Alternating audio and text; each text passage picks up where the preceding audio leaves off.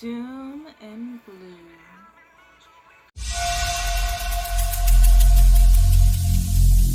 Every single day, I'm gonna make something great. That's my way. Every single day. Hey guys, welcome to this wonderful, crazy thing that is my channel. So, today is Chocolate Day. So happy National Chocolate Day.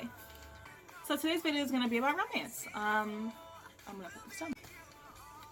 So, tip number one is to know what your characters like about each other. Because honestly, I don't think anyone really likes a person without having reasons. And yes, you can be like, oh, they're just attractive, but that doesn't mean you like them. That means you're attracted to them. You don't know them. So if your characters are going to fall in love and be together and all that stuff, make them learn about each other. Make them grow. Know how they complement each other's personality-wise. So have someone who is basically messy with someone who is organized, and they have that nice little thing that works out. Or someone who's brash with someone who is not so much so. Actually, in all relationships, at least healthy relationships, there are compliments to each other's personalities or weight and whatnot. So keep that in mind as well. Make sure that one, your character has quirks, and two, they are recognized by their soon-to-be significant other or their significant other in general. People are not just stagnant and don't do anything or have tics to them. So make sure that you have it where they are acknowledging that, hey, you're not perfect. You chew on your fingernails and leave the stuff there. That's disgusting. Or when they get angry, their jaw ticks a lot, or their eyebrow, or their eye twitches. Something like that. Like I just said, use their quirks to advantage. Use it to push forth their relationship. Just because someone acknowledges the quirk doesn't mean it doesn't annoy them. So, like I said with the fingernails, that's annoying. It's disgusting. If I were in a relationship with someone who did that, one, I'd probably go off on. So yeah, make sure that they know that their partners aren't perfect, and use that to drive their relationship. Not to drive the relationship, but to show their relationship. Another thing you can do is let your characters be vulnerable with each other. You're in a relationship, especially if it's a long relationship, you're gonna know each other's quirks and what ticks the other person off. Put that in there, because that is how you make a realistic relationship. I love slow burns. Okay, I don't want super slow burns, but give it time to grow. Don't just be like, hey, I really like this one character, so then a week later they're together. No. I want them to learn and grow and get to know each other before they hit that next step. An important one. Give them a life outside of their relationship. I am so tired of seeing books where they are basically revolving around their SO. Life doesn't work that way. Yes, sometimes, but it does. But that's in I don't want to. Those are in unhealthy relationships. I'm sorry. At least that's how I feel. Okay. Relationship-wise, I have always liked my space. And if I am with someone, I am horrible at texting normal people in my life. So whoever I'm with, I don't text them all the time. Honestly, I only want to talk to you when I have something important to say or if we're planning on meeting up. Also, I like to be by myself. So I don't always like to be with the person. So there could be times where we make plans, but I don't feel like it, and next thing you know, I'm home.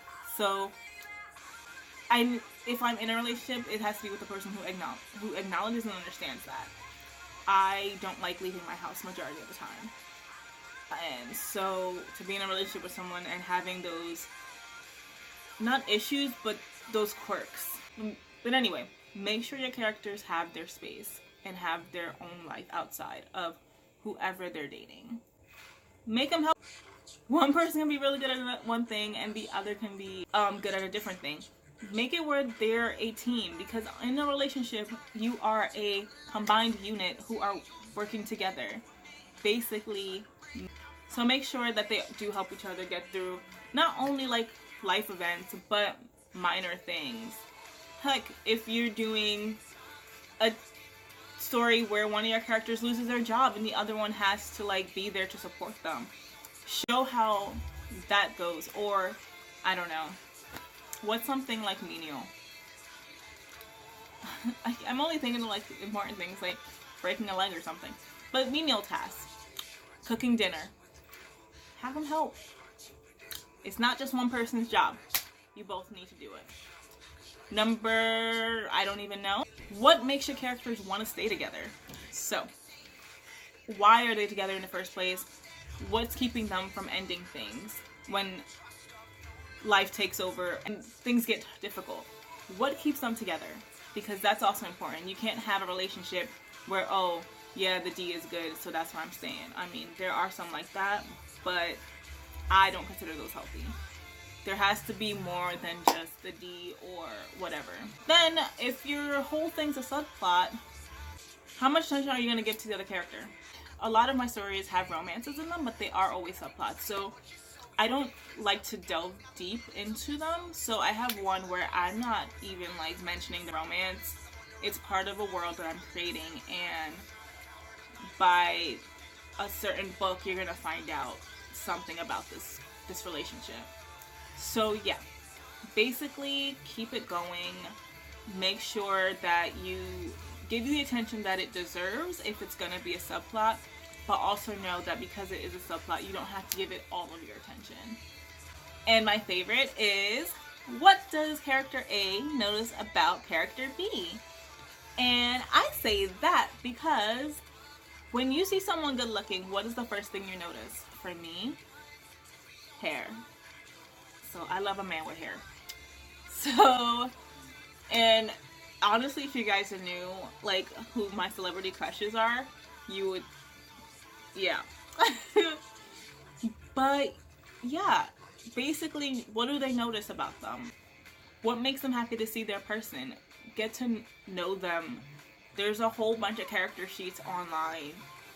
Go through it. You don't have to go through everything, but do important things. Use those, follow these tips, and you'll be well on your way to writing a romance novel, at least a romantic relationship. So yeah, thanks for watching. Be sure to hit that subscribe button. Also, follow me on social media. Everything is down below, and I will see you guys next time. Bye! I just love this color. I think I'm gonna dye my hair it. Who am I kidding? I'm never dyeing my hair.